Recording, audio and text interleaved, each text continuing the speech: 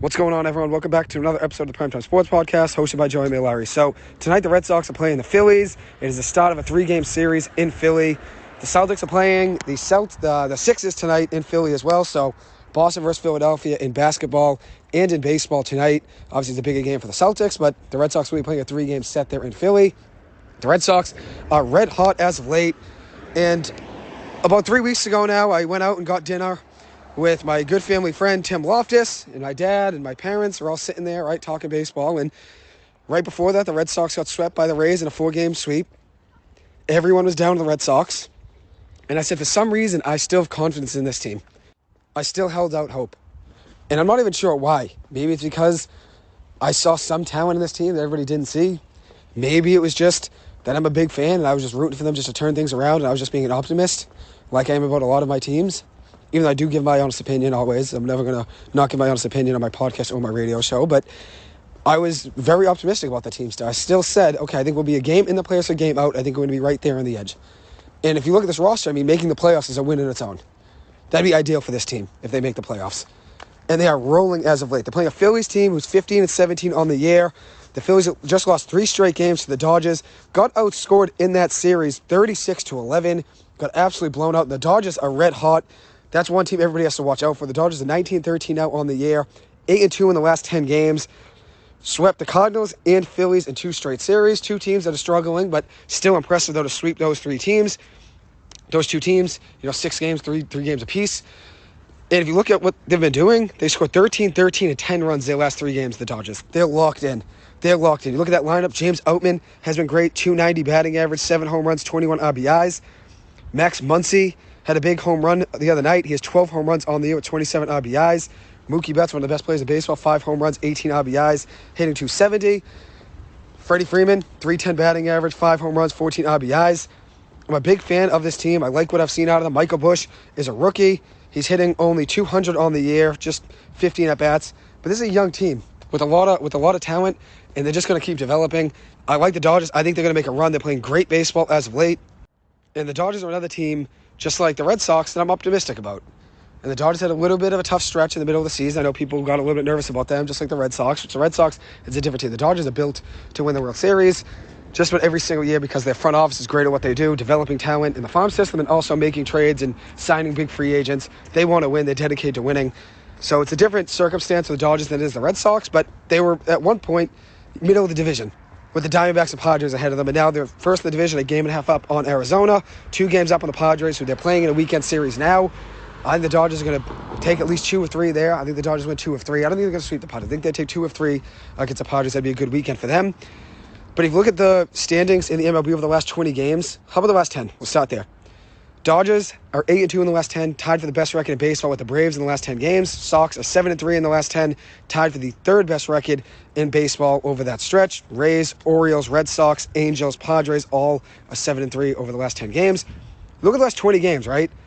The Red Sox are 14-6 in the last 20. 14-6 in the last 20, which is tied for the 2nd best record in baseball with the Braves and Rays over that stretch. The Orioles are number 1, actually 15-5 over the last 20. Very impressive. The Pirates, 13-7 in the last 20. But the Pirates are now 5-5 in the last 10 games. I'm not really buying into the Pirates like most people are. I think they're in a similar position that the Utah Jazz were in this year, where nobody expected them to be good. They impressed people by starting out hot early in the season and beating teams that really weren't great. Then they fall off and come back down to earth by the end of the season. I think the Utah Jazz in the MLB this season are the Pittsburgh Pirates. Even though I like the Jazz and the direction they're going in, that team wasn't ready to make the playoffs this year. Wasn't really built right now to make the playoffs. They weren't even expected to make the playoffs anyways, but they had a good run this season. Obviously show a lot of promise for the future, but I think the Pirates are a very similar position. They're 20-12 on the year. Impressive, don't get me wrong. Just did get swept by the Tampa Bay Rays, though, 3 straight. But if you look at teams they've beaten, Colorado, the White Sox, St. Louis, Cincinnati, they haven't beat many great teams. They did take 2 of 3 against the Dodgers, though, which is impressive. Took 2 of 3 from the Dodgers and 3 of 3 from the Red Sox. The Dodgers obviously I'm very high on. I think the Red Sox will be a game in or a game out of the playoffs, so it's impressive they could take 3 of 3 from the Red Sox as well. But I think they're going to come back down to earth. They still may make the playoffs. With that being said, I'm not giving them no shot here, but I do think there's a good chance they end up being like the Utah Jazz. They start out very hot to start the season in the first 15 to 20 games and then regress as time goes on. But let's talk about the Red Sox on how well they've been playing. Their offense has been elite. 46 home runs on the year, which is actually the 5th best in baseball, which is very impressive. The 5th best in home runs in baseball, 46 on the year. The Red Sox are also hitting a team 274, which is the 2nd best batting average in all of baseball. The offense has been electric. Their OPS as a team is 808, which is 3rd best in baseball. The offense has been scoring a lot of runs. In runs per game, the Red Sox are 3rd best in baseball, 5.91 runs per game behind the Tampa Bay Rays and Texas Rangers. I like that Rangers lineup. I think they're going to do some damage. By the playoffs, I still have to give my MLB predictions and what I had for records of everyone, but I am high on the Texas Rangers. I think they'll be in the playoffs, and as the way things stand right now, they are a playoff team. But let's talk about some individual players on the Red Sox I want to mention. Connor Wong has been great for the Red Sox this season. He was part of that Mookie Betts trade. Obviously, nobody expected him to hit this well, but wow. I mean, Alex Verdugo's having a great year. Connor Wong's having a great year. And even though you probably still could have got more from Mookie Betts, it's at least a positive seeing these two guys flourish right now, which I was always very high on Alex Verdugo. I don't think I saw this good of a season out of Connor Wong, though, but I was always high on Verdugo. It's good to see them doing big things at the same time for this Red Sox team, considering what Juan Soto was traded for, and the Nationals got so much back in return. You'd want to see Mookie Betts get traded for more, but to see these two guys flourishing right now, I'm very happy with. And Connor Wong, over the last 10 games, has been unstoppable at the plate. And he's been a big spark for this Red Sox lineup. The Red Sox have needed it. Let me give you his stats over the last 8 games, or last 7 games. How about that? The last 7 games, 3 home runs, 6 RBIs, hitting .480 with a .920 slugging percentage, a .1439 OPS, adding in 7 runs scored. He's 12 for 25 over that stretch in the last 7 games. Very impressive. Very impressive. Then you look at Jarren Duran, another guy that's been a spark to that Red Sox lineup. And he's been great. Jarren Duran's been awesome this year. He has 2 home runs, 13 RBIs, a .417 batting average, a .456 OBP, adding in a .683 slugging percentage and an .1139 OPS. He's been playing great baseball for the Red Sox. And now let me give you his stats over the last 10 games, which on the year, I mean, he's only had a handful of games. He hasn't played every single game. He only got called up about 3 weeks ago now. But in those 3 weeks, he has been tearing it up. And over the last, let's see here, his last 10 games just about, last 9 games, right? 8 starts in those 9 games, 2 home runs, 7 RBIs, adding in a .485 batting average, a .528 on base percentage, an .849 slugging percentage, and a .1376 OPS. And overall, he's 16 of 33 in his last 8 games that he started. 9 games overall. He did have a pinch hit appearance, but his last 8 games, basically, 16 for 33 at the plate, 7 runs scored, 6 doubles, 2 home runs, 7 RBIs, adding in stolen bases as well, 2 stolen bases over that stretch. On the year right now, he has 2 home runs, 13 RBIs, and he has 4 stolen bases, picking up 2 last night, which was very impressive for the Sox. They obviously needed that, and they just swept the Toronto Blue Jays in a 4-game series, which is very impressive. Nobody expected that. Toronto's a team everybody's been very high on, which I think they're a good team, but every single way they find ways to lose. So I'm not as high on them as most people are, but being able to sweep them is very, very impressive. The Sox did it. 2 very close games to start, 6-5, 7-6, winning the 3rd game 8-3, and then winning last night 11-5. Masataka Yoshida has been unstoppable for the Sox in his last 14 games played.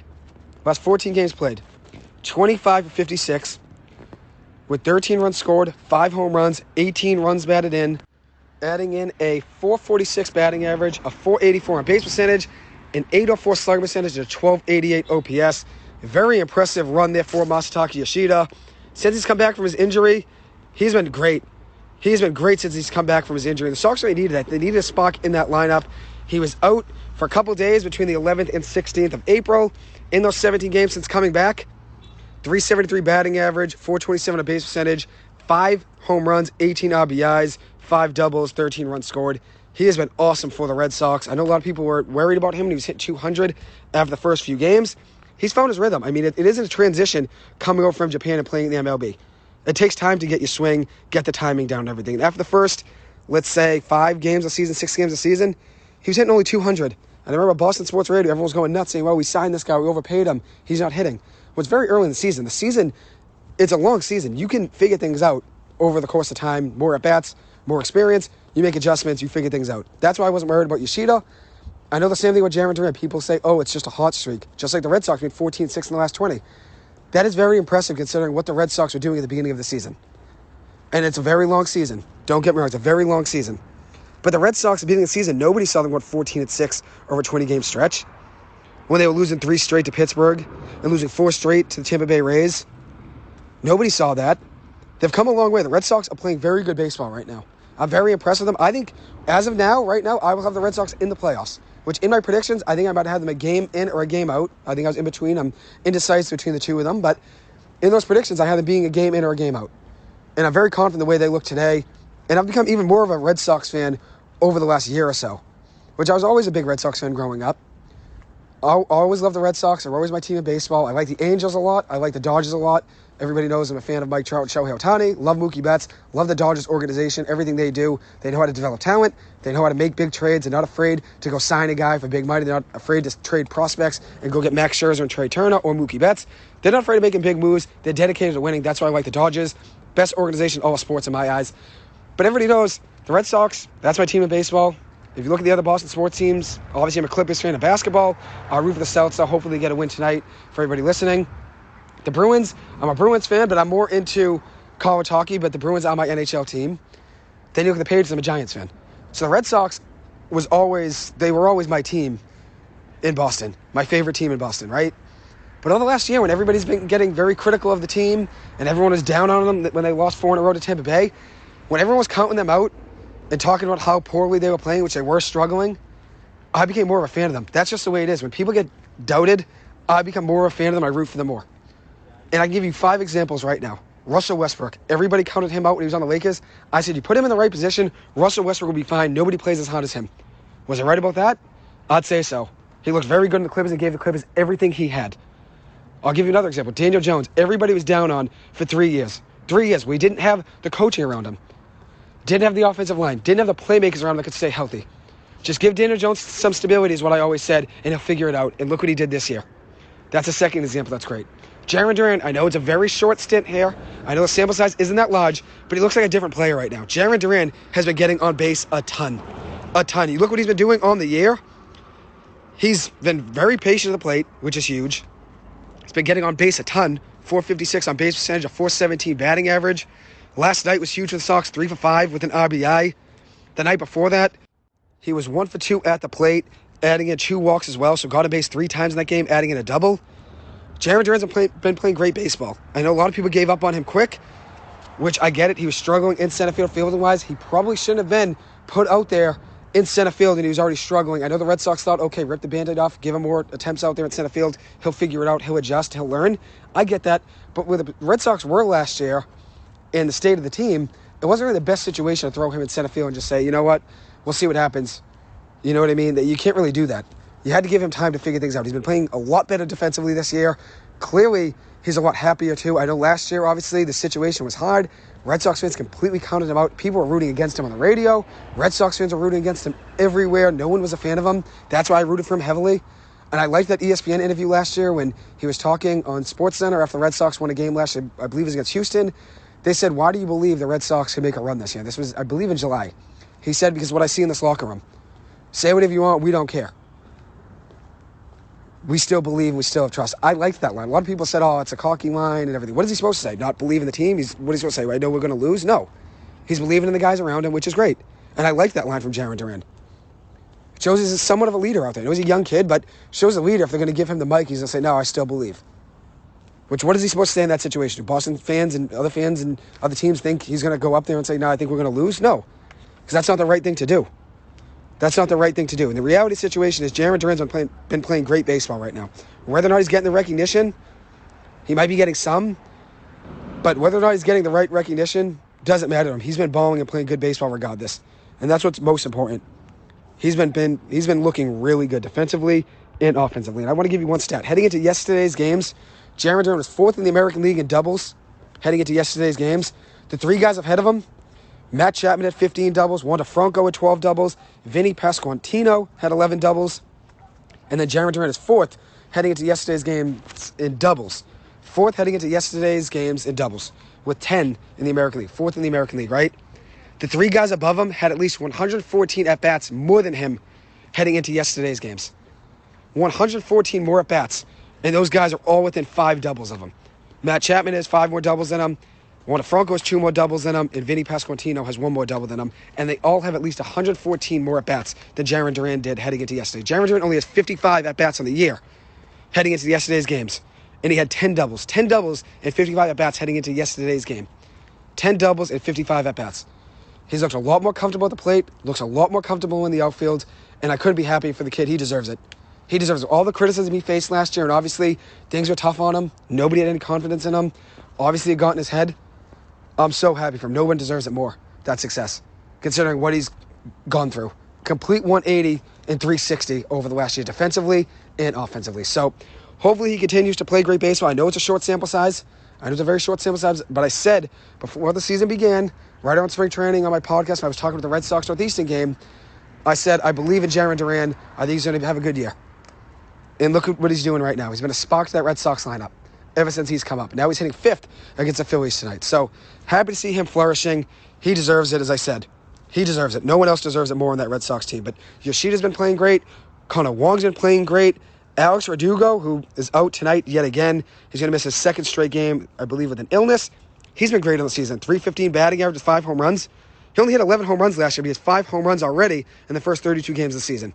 .315 batting average, .382 on base percentage, an .897 OPS, a .515 slugging percentage, adding in 5 home runs, a triple, 9 doubles, and also adding in a OPS plus of 141, which is very impressive. So what a start to the year for Alex Verdugo. He's been great as a leadoff hitter. I was right about that. I said I think Alex Verdugo should be the leadoff hitter when I was given my Red Sox lineup projections. I believe it was in January or February. I said I think Alex Verdugo should be the leadoff hitter because Kike Hernandez is not a leadoff hitter. I mean, it was like starting every game with 1 out. He's not a leadoff hitter. But I stayed with Jarren Duran. I stayed with Daniel Jones. I stayed with Russell Westbrook. That's 3 examples right there. I stayed with De'Aaron Fox as well. I still wish the Celtics took De'Aaron Fox. I know Jason Tatum's a great player, don't get me wrong. De'Aaron's my guy. I wish the Celtics took him, but that's not really the same scenario here. But I always thought De'Aaron Fox was going to be a star in the league. Always thought he was going to be a top 15 player, and this year he proved it. So I stayed with De'Aaron Fox. It's another example. And that's the thing. A lot of people like to hit people when they're down. It was easy to hit Daniel Jones when he was down. It was easy to hit Jarren Duran when he was down. It's easy to hit Russell Westbrook because everybody's rooting for him to brick a shot so they can go on Twitter and Instagram and laugh about it. And that's not me. I always root for those guys that everybody goes against. So we'll see how the Red Sox do. They're playing the Phillies tonight. The Phillies have been struggling, as I said. And then for the Dodgers, they are playing a 3-game series, against the San Diego Padres. Friday, Saturday, Sunday. Tonight's game is at 9:40. Hopefully the Dodgers take 2 of 3 there. They will be playing the Padres, who have Yu Darvish on the mound tonight, 1-2 on the year with a 3.6 ERA. Clayton Kershaw is on the mound for the Dodgers, 5-1 record with a 1.89 ERA on the year, 0.76 whip. He's been looking great. Hopefully they get a win tonight. Rooting for the Dodgers, I said, they always continue to do things the right way. They can build a farm system, and they always can recruit talent, whether it's in trades or signing big free agents. They're not afraid to go and make something happen. So that's why I like the Dodgers. That's why I root for them. We'll see what they do against the Padres this weekend. As for the Red Sox, hopefully they take 2 of 3 against the Phillies. The Phillies have been getting hit on, obviously, a ton against the Dodgers. The Dodgers gave them a lot of trouble in the past 3 games. Hopefully you see that again this weekend with the Red Sox. Hopefully they can do the exact same thing and give them trouble just like the Dodgers gave them. And the Dodgers lineup was hitting a ton, obviously outscoring them 37-11 over that stretch, which is absolutely nuts. Absolutely nuts, 37-11. 13-4, 13-1, and 10-6. So they outscore them 36-11 over that stretch. 25 runs, the Dodgers outscore them in that series. Don't let the Dodgers get hot. This team is looking good right now, 8-2 in the last 10, 19-13 overall. Playing very good baseball. Excited to see what the Dodgers look like this weekend against San Diego. Obviously, it's a rivalry, and San Diego's a good team, even though they are 17-15 overall. Had a slow start. They're 7-3 in the last 10 games, beating 2 of 3 against Cincinnati, and then taking 2 against the San Francisco Giants. They're looking a little bit better over the last 5 games, 4-1 in the last 5. So it will be a good series. Obviously, the Dodgers are finding their footing as well. And the Dodgers have a ton of young talent. I believe it's 6 prospects in the top 100 in MLB.com's top 100 prospects. They know how to recruit talent, as I said, and that's why I respect them a lot. So, rooting for the Dodgers to win tonight. We're rooting for the Red Sox to win tonight. And obviously the Angels as well. Everybody knows I'm a fan of them because of Shohei Ohtani and Mike Trout. They'll be playing the Rangers tonight. It is a 3-game series against the Texas Rangers. Friday, Saturday, Sunday. Tonight's a big game for them. Both teams, similar records, 18-12 for the Rangers on the year, 18-14 for the Angels. I like the Rangers as well. I like what they've been doing as well with their lineup. Obviously going and spending on Corey Seager and Marcus Semien was big. Corey Seager has been hurt. That's obviously been a loss for them. But Simeon's been playing great baseball, and hopefully it's a good weekend series against the Angels. I'm rooting for the Angels in that series, but I do respect the Texas Rangers as well. So thank you guys so much for taking the time to listen to this. As always, I appreciate it. Hope you guys have a great rest of your weekend. Enjoy it. Enjoy your Friday. Go Sox. Go Dodgers. Go Celts. Have a good one. Take it easy and stay safe and stay well. Thank you.